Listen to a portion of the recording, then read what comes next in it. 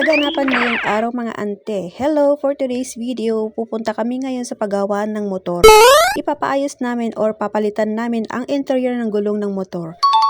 At dahil napito daw kaya ganun na lang sa ting pinapahanginan namin agad-agad siyang nilalabas yung hangin sa loob ng gulong. Heto na at nakagayak na kami para pumunta na sa pwesto ng paggawaan.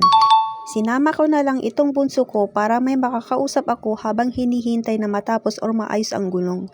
Laking pasasalamat ko dahil walang tao at kami ang nauna. Pang nagkataon naman marami ang pila dito at abutin ka talaga ng hapon.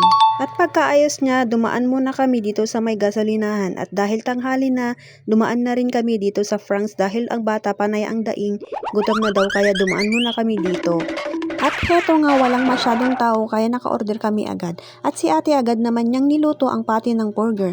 Makikita dito na napakalinis at maayos ang pesto. Bukod sa malinis, napaka-organize ang mga sangkap ng burger pati na rin sa pagluluto.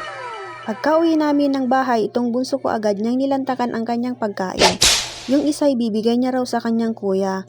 Ako naman agad akong nagsalok ng tubig para pagpainom at magpaligo na rin sa mga baboy na alaga namin. Alas 10 na kasi ng umaga at talagang mainit na kaya ganun na lang kung nauhaw ang mga baboy. Pinaliguan ko na rin sila para mapreskuhan at malinis na rin sila. Heto na at malalaki na rin sila, pwede na atang ibenta. Haha, charot. Nakabili pala ako ng isdang girit niya siyang iluluto ko ngayong pananghalian naming mag-iina. Bali ito, torta ko na lang itong girit. Pinagpipili ko na lang ang maliliit na girit at tinanggal ang mga ulo nila para iyon ang gagawin kong torta. Yung malalaki naman, yun na lang ang ilalaga ko. Naggayat na ako ng bawang at sibuyas. Pinaghihiwa-hiwa ko na lang ito ng maliliit at gawing pinong-pino.